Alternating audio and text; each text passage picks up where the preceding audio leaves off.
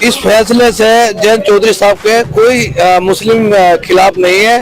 माननीय मोदी जी ने लगाया और उसको पार कराने का कार्य राष्ट्रीय लोकदल के नेता, राष्ट्रीय लोकदल के कार्यकर्ता और राष्ट्रीय लोकदल का एक एक वोटर काम करेगा। राजपाल सांगवान को इसलिए उतार दिया कि वो उन्हें जो है 40 साल हो गए सेवा करते हुए पार्टी की। ठीक है, और यहाँ कार्यकर्ता लोकदल के देख सकते हैं, कुछ ही देर में मंत्री अनिल कुमार यहाँ पर पहुँचने वाले हैं। स्वागत के लिए भाजपा और लोकदल कार्यकर्ता दोनों एक साथ यहाँ पर स्वागत के लिए आए हुए हैं। बात करते हैं यहाँ पर लोकदल के कार्यकर्ता इस बार गठबंधन को लेकर क्या उनका कहना और किस तरह इस बार सरकार चुनी जाएगी। 400 पार का नारा जो मिलकर लगा रहे हैं, क्या रहेगी स्थिति? 400 पार इस बार नारा है लोकदल और एनडीए का मिलकर के, तो क्या स्थिति रहेगी यहाँ पर? और पश्चिम यूपी में खासतौर से लोकदल बहुल कहा जाता है, कितना लाभ मिलेगा एनडीए को? सारा ही लाभ मिलेगा।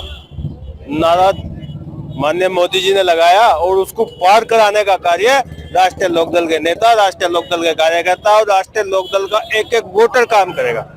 और हम यूपी की बात बता देते हैं, वहाँ 400 का पार है, यहाँ 80 पार करने का काम भी राष्ट्रीय लोकदल का कार्यकर्ता करेगा। यूपी में 80 पार। कुछ ही दिनों गठबंधन के बाद आवारा गौवंश गन्ने का मुद्दा सब कुछ गायब हो गया। 2024 को लेकर सिर्फ एक टारगेट है, 400 के पार। वो भाजपा हो, एनडीए गठबंधन हो, चाहे लोकदल हो, किस तरह से देखा जा रहा है, किस तरह से गठबंधन को एक रूप दिया गया? देखिए ऐसा है, आवारा पशु या गन्ना मुद्दा अभी झुके तू है, लेकिन अब सरकार में आगे जो सरकार आएगी उसमें किसान की नुमाइंदगी होगी। हिंदुस्तान के देश के सबसे बड़े किसान नेता माननीय आदरणीय चौधरी जयंत सिंह जी इस सरकार का हिस्सा होंगे।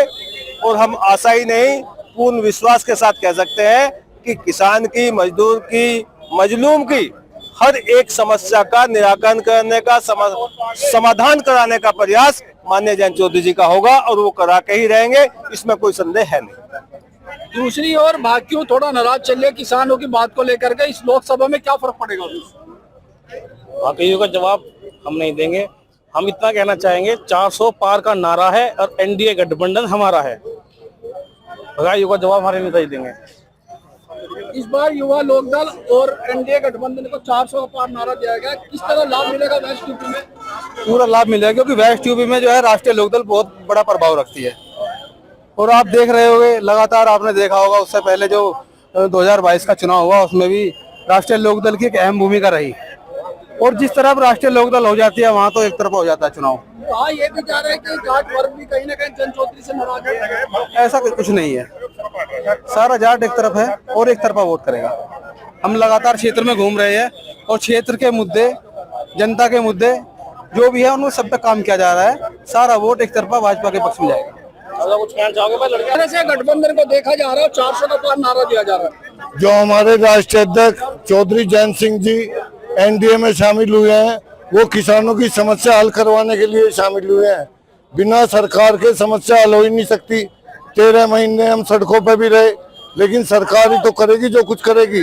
अब आगे सरकार बनेगी, जयंत चौधरी जी उसमें शामिल होंगे तो किसानों की समस्या हल होगी, रोजगारों की, बेरोजगारों की भी समस्या हल होगी। भाई, अभी अखिलेश यादव ने अपने एक बयान में कहा था कि जयंत चौधरी मिलेंगे तो पूछूंगा कि ये चवन्नी कैसे पलट गई। इस तरह का वार किया जा रहा है राष्ट्रीय लोकदल के अध्यक्ष पर, क्या है ये तो गठबंधन है। 22 में उनसे गठबंधन था, 24 में हमारे तालमेल नहीं मिले उनसे। भाई वो सीट 6 दे रहे थे, 6 में 4 अपने लड़ा रहे थे, और वो भी सीट हमें वो दे रहे थे 2 जिसपे हम हारते, तो उस चीज से क्या लाभ था हमें? तो हमारे राष्ट्रीय अध्यक्ष जी को, चौधरी जयंत जी को तो यही तो देखना है, हमारे ज्यादा से ज्यादा सांसद बने और हम सरकार में शामिल हो, किसानों की समस्या हल करा सके। पश्चिमी यूपी जाट लैंड बोला जाता है, लेकिन बिजनौर और मुजफ्फरपुर का नाम है आपका बागपत और बिजनौर सीट देकर 2 सीटों पर सहमति बनी है, इसको लेकर क्या कहना? 2 सीटों में जिले तो हमें 6 मिल रहे हैं, मेरठ, मुजफ्फरनगर, बागपत और बिजनौर, मुजफ्फरनगर और मेरठ, ये सब जिले मिल रहे हैं हमें। यहाँ हमारा प्रतिनिधि होगा सांसद। और कौन है?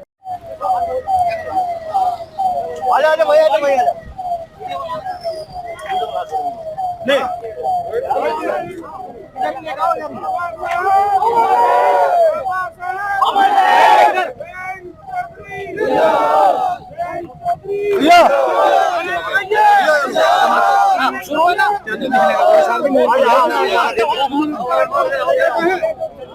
दल भाजपा गठबंधन, एनडीए गठबंधन यहाँ पर पूरे देश में इस बार चल रहा है और खासतौर बात करें तो पश्चिम उत्तर प्रदेश की, इस बार गठबंधन को लेकर कहीं ना कहीं मुस्लिम नाराज है या मुस्लिम लोक दल को मिलेगा, भाजपा के विकास के कार्य पर जाएगा, किस तरह देख रहे हैं मुस्लिम? देखिए, मुस्लिम और जाट समीकरण पहले से चलता आ रहा है उत्तर प्रदेश में और पश्चिमी उत्तर प्रदेश में, और अभी भी इस फैसले से जयंत चौधरी साहब के कोई मुस्लिम खिलाफ नहीं है, क्योंकि उन्होंने जो भी कदम उठाया है सभी समाज को देखते हुए उनके हित में उठाया है, इसलिए सारे मुस्लिम समाज उनसे इस फैसले से खुश है। इस चीज से कोई फर्क नहीं पड़ता हमारा साझेदारी किससे है, अब वो जिससे भी वो कहेंगे, जब भी उनका आदेश आया है उन्हें हम चुनाव लड़ने का काम करेंगे और जिताने का काम करेंगे पूरी भारी मतों से। गठबंधन से पहले मुस्लिम हिस्सेदारी की बात करी आ रही थी एमएलसी और मंत्री के लिए, लेकिन नतीजा शून्य रहा।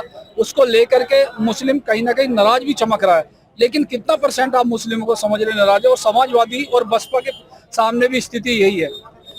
देखिए, नाराज जनता के बीच में नाराजगी नहीं है, हाँ थोड़ी बहुत हमारे जो जनप्रतिनिधि हैं उनके अंदर थोड़ा बहुत कहीं ना कहीं उनका दर्द इसलिए छलक रहा क्योंकि उन्हें भी हिस्सेदारी का थोड़ा सा अपना अंदाजा था कि भाई हमें भी कहीं ना कहीं कुछ मिलता है। नहीं, पब्लिक जनता के बीच में कोई ऐसी मतभेद नहीं है। जनता तो पहले से ही बड़े चौधरी साहब के टाइम से लोकदल में रही है। हमारे भी जो बाबूजी थे वही साहब हमारे रिश्तेदार थे, वो एमएलए रहे और लगभग 65 साल इसी पार्टी में उन्होंने काम किया है लगातार। बसपा के चेहरे से चुनाव जीतकर आप चेयरमैन बने, हाजी शकील नाम है, और आज लोकदल प्रत्याशी के रूप में या लोकदल के एक मंत्री के स्वागत के रूप में आप यहाँ पहुंचे। क्या ये संदेश जा रहा है कि हाजी शकील लोकदल के एक कार्यकर्ता के रूप में 2024 में कार्य करेंगे?